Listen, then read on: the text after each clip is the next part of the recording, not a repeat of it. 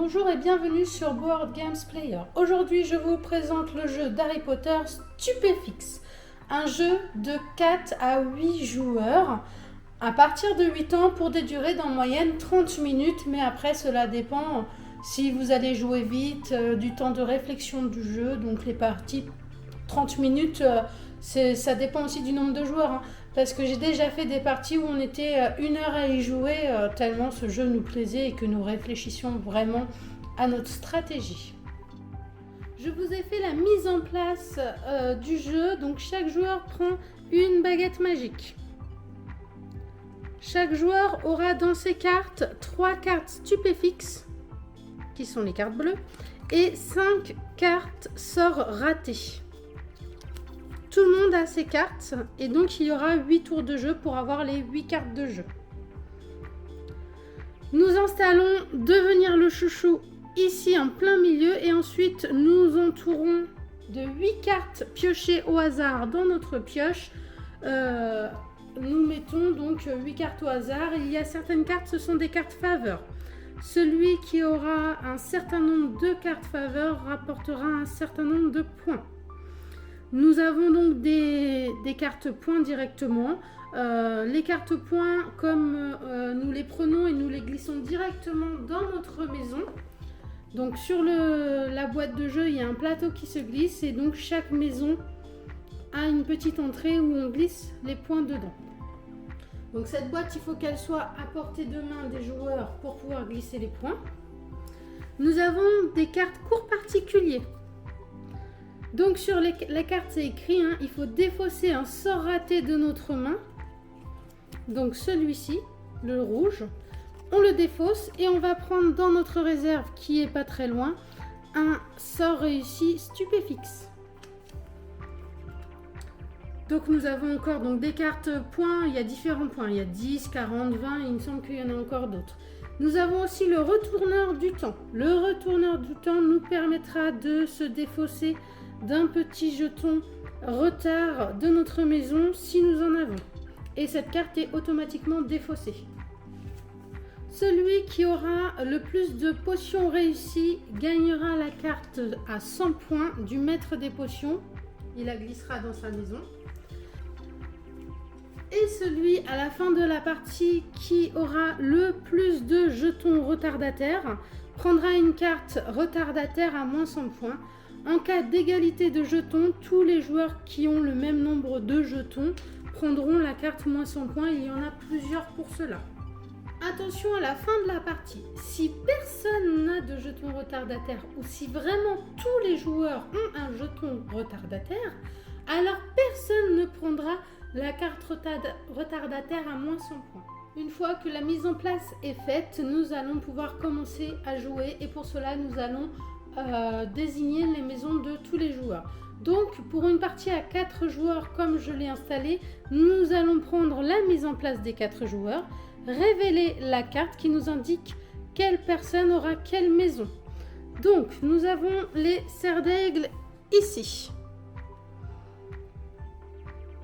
les poufs-souffles en face, le serpentard sur le côté et nous serons les Gryffondor.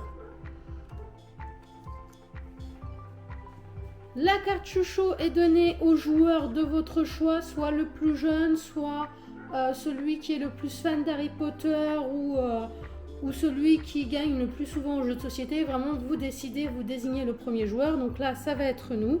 Et ce premier joueur aura pour objectif de dire 1, 2, 3 pour que tout le monde jette son sort en même temps ou dirige sa baguette en même temps.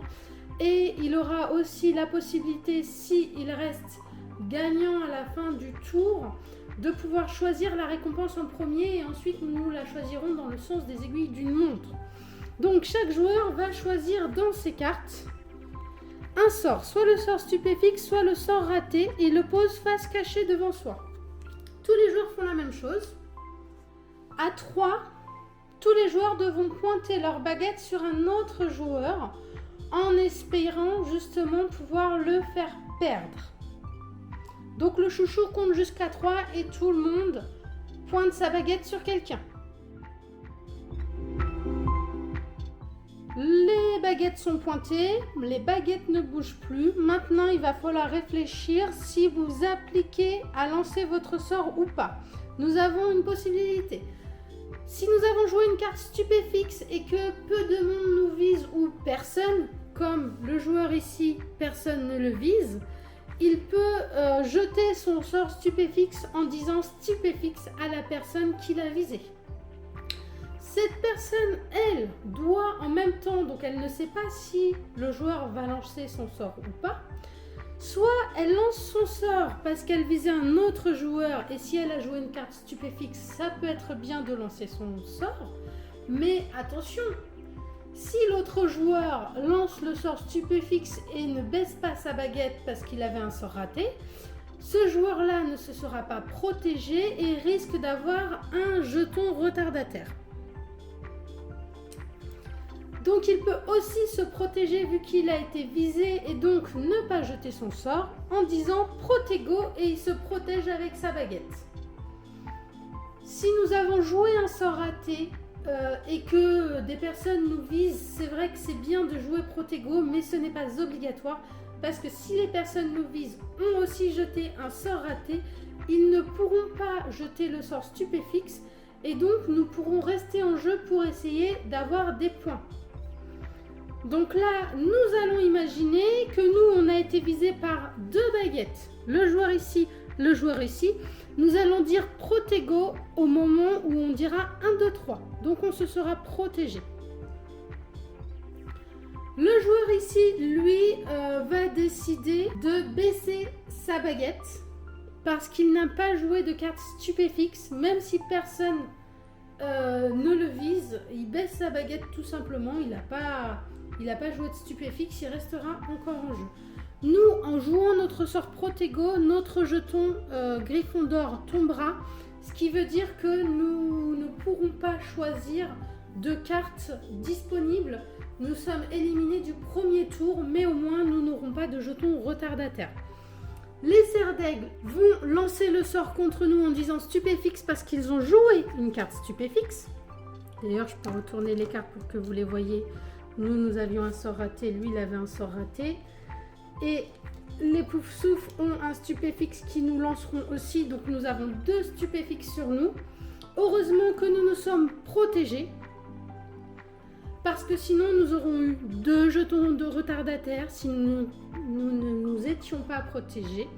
Et donc, nous aurions eu beaucoup de points en moins si nous étions le seul à avoir des jetons retardataires à la fin de la partie. Donc, reste en jeu 3 joueurs qui, chacun leur tour, vont pouvoir prendre des cartes. Donc, par exemple, le Serpentard commence.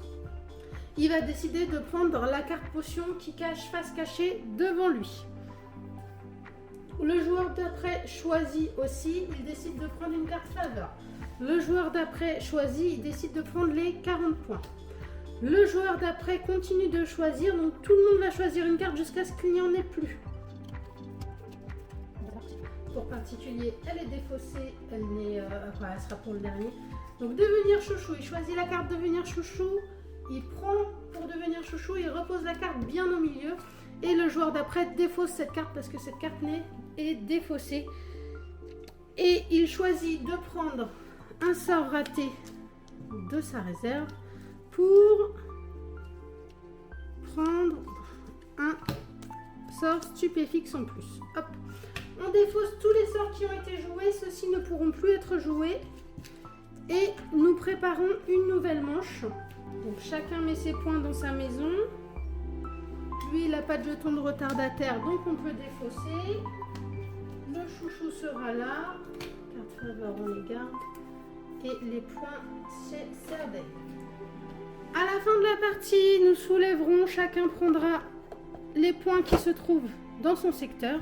Et tout le monde comptabilisera ses points. C'est celui qui aura le plus de points qui gagnera la partie.